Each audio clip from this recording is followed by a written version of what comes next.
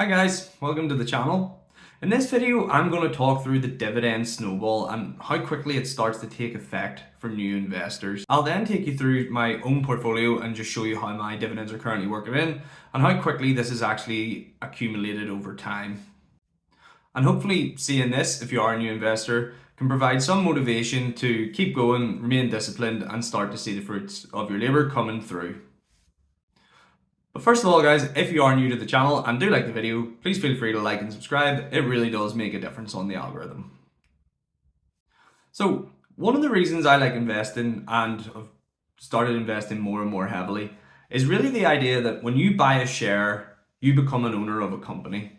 And there are a lot of companies out there making a lot of money. And where it's not the same as being a direct owner and having decision-making power with the small amount you own, one of the benefits of being an owner of the company is you get paid part of the profits, and all you got to do is get a brokerage account, buy some shares, and most big companies will pay you dividends quarterly, if not monthly, depending on the stock. And one of the best things about this is when you own an ownership stake, you don't really have to do any work to receive these profits. And CEOs get hired and rated solely really on their ability to generate shareholder value and pay dividend payments. And so for this reason, you tend to get paid consistently, and better than that still, the payments tend to go up every year. So companies pride themselves on gaining two titles. The first one is a Dividend Aristocrat, and this is a company which has paid consistent dividend increases for 25 years. So that's a really high level of consistency. And if you own that share, you're expecting to get paid more every year just for owning it. And then again, there's an even more prestigious award known as a Dividend King. And in this case, the dividend has increased every year for 50 years. So you get a pay rise every year for 50 years just by buying. And so CEOs of companies strive for this. It's a massive reputational boost, and it implies that a company is highly successful. Let's have a quick look here at three stocks currently on the S&P 500. So if we look at Microsoft, we can see since 2005, they have been steadily increasing their dividend right up till 2024. Again, looking at ExxonMobil, we can see from the 1970s, where it was 3 cents a share paid quarterly, that they've been steadily increasing their dividends the whole way through up to a current payment of 95 cents a year this year. And again, looking at Visa, we can see that this has been steadily growing from 2008 the whole way through to 2023. And the best thing about this is that if you'd have bought a Visa share in 2008, you'd have been getting paid 3 cents per share, and that was probably still a fairly low percentage of the price, less than 1% I'd imagine.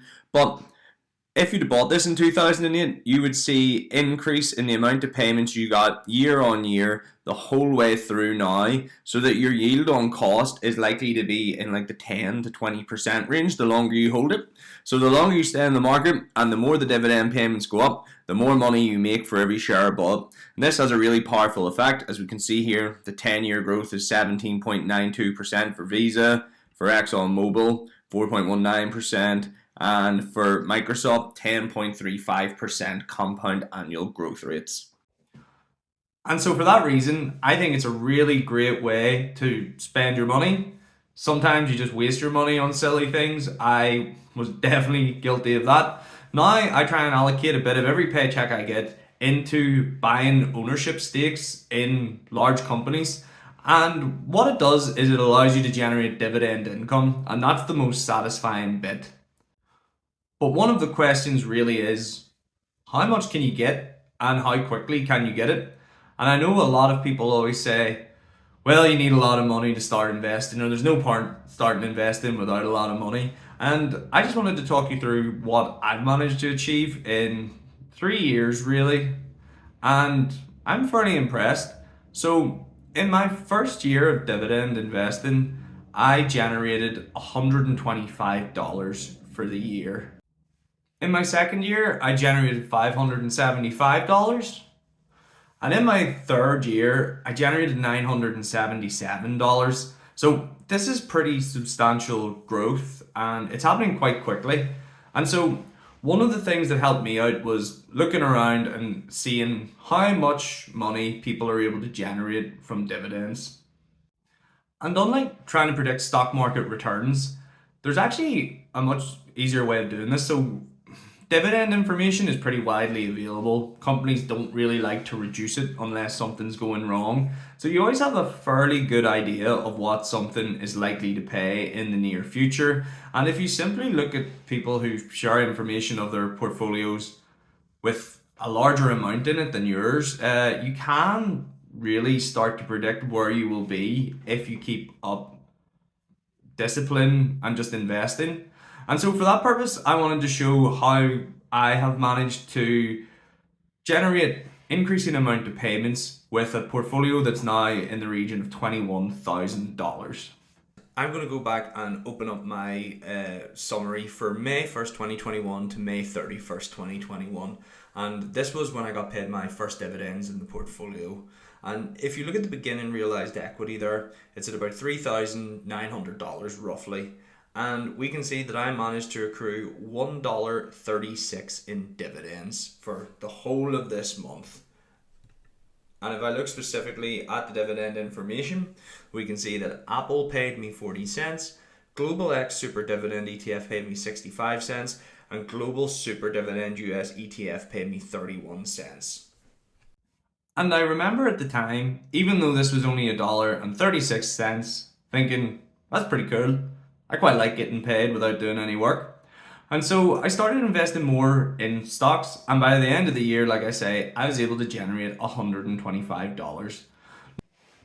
But now, if I look to my monthly returns for 2023, you can see that actually I was close to generating $125 on several months. Now it's more consistently like I generate $100 a month. And today is my first payment day of 2024, and I've generated $44 while sleeping last night. So that's a pretty substantial increase from the $1.36 just not that long ago. My own portfolio and trying to predict how it will pay me in the future, I can see that my current dividend yield is at 5.76%, and I'm expecting increased amount of payments throughout the year. So we can see March is looking like one of my highest months for announced dividends so far, but fairly consistent throughout the year. I've managed to add in some higher yielding stocks, which I believe are not overly risky, and as well as that then also have paired with some growth stocks with lower yield. However, 5.76% is quite a substantial yield, and I didn't actually think that it was possible to have a portfolio that could grow as much as mine has while also sustaining quite a substantial dividend yield. And so if I take the value of my portfolio today, which is at like $20,590, and times it by the yield that I'm expecting at 5.67%, then that means annually this year I'm expecting $1,250 roughly. And that's not including the reinvested dividends, it's not including the amount of money that I'm going to put in myself, and it's not including the likely increases in payments from the stocks that I own. And so if I was to look forward, because I really do believe my portfolio is pretty balanced and I can maintain a dividend level in round the same amount, then at $30,000 when I get to that milestone, I would expect about $1,700 a year. At $40,000, I would expect $2,250 a year. And when I eventually hit the $50,000 milestone, I'd be expecting $2,800 a year. And so I find this really motivating because whether the market goes up or whether the market goes down, dividends tend to get paid. And so basically, I'm able to buy more money for myself, which seems like a good use of my money. And the best bit is, that's only assuming that the payments that I have don't increase. Like I say, they tend to go up every year. So it's probably very likely that the numbers I've just mentioned there will actually be below the real scenario. And I really enjoy this because do you ever find how difficult it is to get a pay rise at work? It's much easier to simply just buy stocks that pay dividends, have your ownership of the company, and let the money roll in. And there's so much information out there with other people showing portfolios and showing their payments at that level. So look around because this really is a very simple way to earn passive income. So like I say guys, if you did like the video, please feel free to like or subscribe. It makes a big difference to the algorithm. And also, if you would like to see my full portfolio, it's on eToro as C O'Neill 2318. I'll leave a link in the bio. And for anybody who doesn't want to do this themselves and would just like to copy my portfolio, please feel free. I spend a lot of time researching new and upcoming opportunities which are both safe, likely to generate returns, and pay income.